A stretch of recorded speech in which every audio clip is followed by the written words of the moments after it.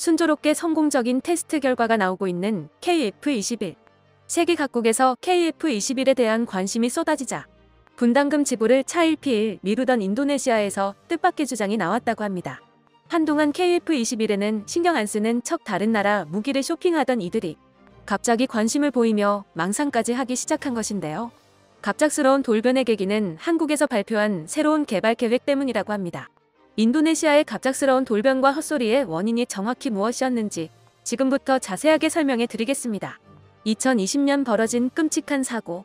이란, 테헤란, 부근의 호메이니 국제공항에서 이륙한 우크라이나 국제항공 752편은 갑자기 날아든 미사일에 격추되어 탑승자 전원이 희생되었습니다.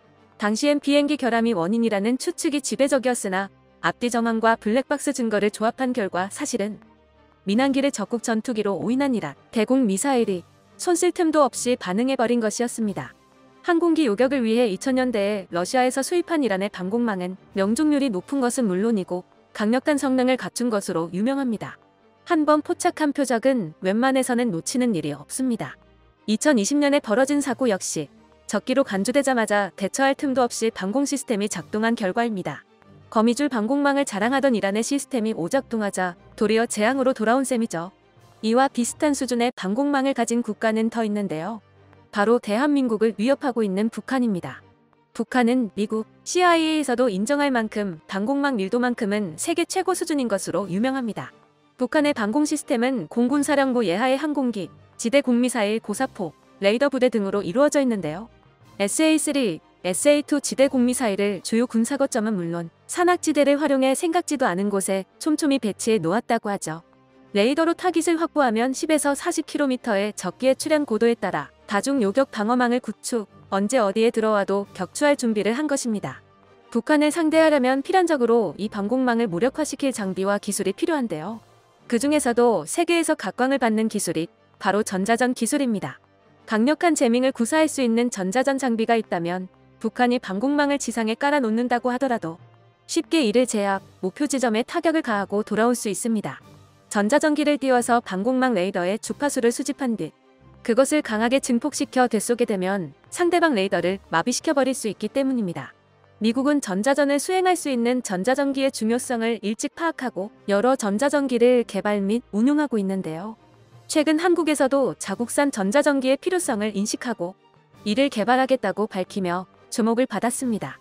방위사업청은 152회 방주위에서 전자전기 사업 추진 기본 전략안을 발표해 한국산 전자전기 개발을 공식적으로 밝혔는데요. 2032년까지 1조 8,500억 원에 해당하는 예산이 책정되었습니다. 전자전기의 기종에 대해선 명확하게 밝혀진 것이 없으나 많은 전문가들은 수송기에 통신 제머를 넣어 전자전기를 개발하거나 KF-21을 개량한 KF-21G를 전자전기로 사용할 가능성이 높다고 분석했습니다. 특히 빼어난 성능을 자랑하는 KF-21의 경우 전자전기로서 활용 가능성이 뛰어나다는 평가를 대내외적으로 받았는데요. 올해 1월 정광선 전 KF-X 사업단장은 강연을 통해 전자전기로서 KF-21G 개발이 가능하다는 점을 시사한 바 있습니다.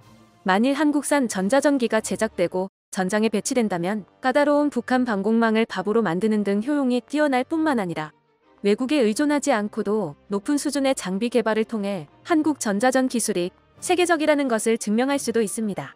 그런데 이러한 소식에 미소 짓는 국가가 있는데요. 어이없게도 바로 인도네시아가 그 주인공입니다. 누가 준다는 말도 안 했는데 한국이 개발한 전자전기를 인도네시아가 받을 수도 있다는 생각을 하면서 인도네시아 정부는 상상의 나래를 펼치고 있는 상황이죠. 인도네시아 언론인 조나 자카르타는 최근 KF-21에 대해 보도하면서 KF-21의 블록2를 인도네시아가 받을 수도 있다는 분석을 내놓았습니다. KF-21의 무장 능력이 대폭 향상되었기에 만일 블록2를 인도네시아가 받을 경우 동남아시아에서 인도네시아 공군 전력이 급상승할 것이라는 예측도 덧붙였습니다. 그 외에도 여러 인도네시아 언론들은 2032년으로 예정되어 있는 블록2 양산 시점에는 전자전기 등 KF-21의 개량형도 나와 있다며 인도네시아 정부는 큰 힘 들이지 않아도 수준 높은 장비를 받을 수가 있다는 보도를 내놓았는데요. 문제는 이러한 보도에 근거가 하나도 없다는 점입니다. 우선 블록2의 경우 당초 한국-인도네시아 계약에 포함되어 있지 않습니다. 개발비 분담과 관련해 한국 정부가 인도네시아와 협의한 내용은 시제기 한 대와 기술 자료 이전 KF-21 블록1 48대를 현지에서 생산하기로 한 것이 전부입니다. 이후 개량형에 대해서는 한국 정부가 인도네시아 정부에게 줘야 할 의무도 없고 계약에도 명시되지 않았죠. 전자전 장비에 대해서도 마찬가지입니다.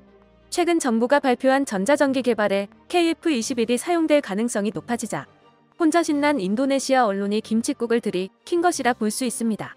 계약에도 전자전기를 넘기겠다는 이야기가 없을 뿐더러 전자전 기술의 경우 다른 국가에 함부로 넘길 수 없는 중요 기밀이나 다름없습니다. 한국도 그렇기에 자체적으로 전자전 기술을 개발한 것인데요. 과거 한국은 미국에게 F4 팬텀 구입을 요청하면서 전자전 장비 20가지 요청한 바 있습니다. 베트남전 이후 한미 관계가 어느 때보다 가까웠던 시기인 만큼 미국이 당연히 풀 패키지 지원을 할 것으로 예측했죠. 하지만 미국은 전자전 장비만큼은 절대 넘기지 않았습니다. 주요 우방이라는 한국에도 이전하지 않을 만큼 전자전 장비는 최상급 기밀이기에 함부로 넘기지 않는 것이 일반적입니다. 전자전 장비의 이전은 곧 그간 수집해둔 아군과 적군의 주파수 정보 또한 이전한다는 것을 의미합니다. 어지간한 유대를 갖춘 동맹이 아니고서야 이런 걸 선뜻 내둘 수는 없습니다. 결국 그 이후 한국은 ADD가 사업을 주관하면서 전자전 포드 AAQ-88K의 개발에 성공. 7년이 넘는 노력 끝에 1990년대 초 완성품을 만들고 지금의 전자전 기술을 확보할 수 있게 되었습니다. 인니에게 쉽게 넘겨줄 수 있는 기술이 아닌 것이죠. 인니가 성실하게 분담금 납부를 했어도 기술 이전은 어려운 상황에 분담금 지불조차 성실하게 하지 않는 인니를 한국이 어떻게 믿고 전자전 기술 같은 고급 기술을 넘기겠습니까? 그런 상황을 이해는 하고 있는 것인지 인니 언론과 정부는 뻔뻔하게 전자전 기술까지 바란 것입니다. 현재 연체된 분담금 8천억 원 중 400억 원을 또 찔끔 납부하며 자신들은 여전히 프로그램 참여 의지가 있다는 것을 어필하고 있는데요. 그러면서 인니는 한국의 자국 조종사를 파견해서 교육을 요청하고 있습니다. 간을 보면서 기술만 빼앗아 가겠다는 속내를 버리지 않은 것이죠. 현재 한국 KF-21의 성능이 당초 예상했던 것보다 훨씬 출중하게 나온 것은 물론이고 개발 과정에서의 여러 잡음에도 불구하고 별다른 하자가 없는 웰메이드라는 것이 확인되면서 인니는 KF-21이 점점 아쉬워지기 시작했습니다. KF-21은 놀라운 속도로 테스트를 잇따라 성공시키고 있으며 수출 시장에서 유리한 고지를 확보하는 데 성공했는데요. KF-21의 초음속 비행을 성공적으로 수행한 것은 물론 야간 비행에도 아무런 이상이 없었다는 것이 대표적인 사례입니다. 또한 KF-21은 좌석이 하나만 있는 단좌기에 이어 복좌기 개발에도 성공 무사히 비행을 마친 사실이 알려지면서 수출에도 파란 불이 켜졌습니다. 단좌기의 경우 전자전까지 수행하기에는 무리가 있습니다. 조종사와 별도로 전자전만 수행하는 인력이 필요하기 때문인데요. 그렇기 위해서는 후방 좌석에 탑승하는 전자적 전문 인력의 존재가 반드시 필요합니다. 처음에는 복좌기 개발까지 이어지는 것은 어려운 일이라 여겨졌었죠. 그러나 한국은 복좌기 개발까지도 순조롭게 완료하면서 KF-21을 다목적기로 활용하려는 세계 각국의 관심을 끌었습니다. KF-21의 성공이 확실해지자 인니는 한국과 당초 계약된 또디상을 요구하며 질척이기 시작했습니다.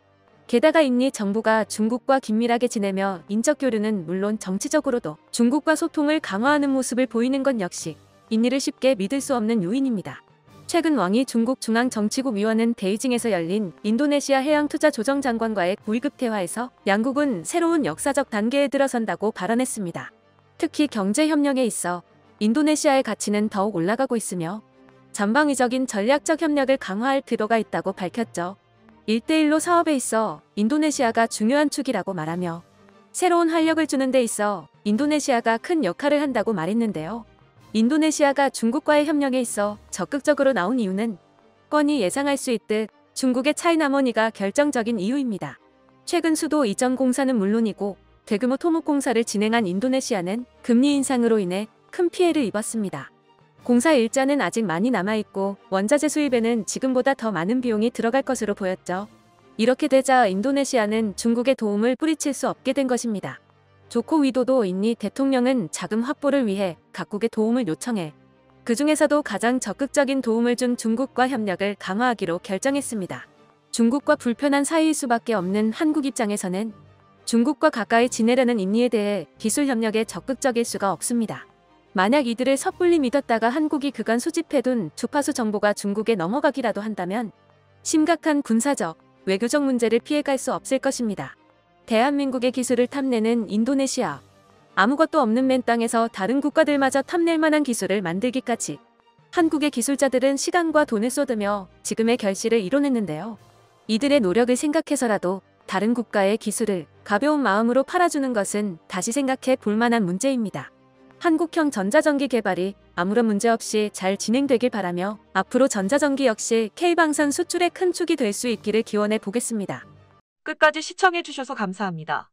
도움이 되셨다면 좋아요를, 다른 이야기도 궁금하시면 구독을 눌러주세요.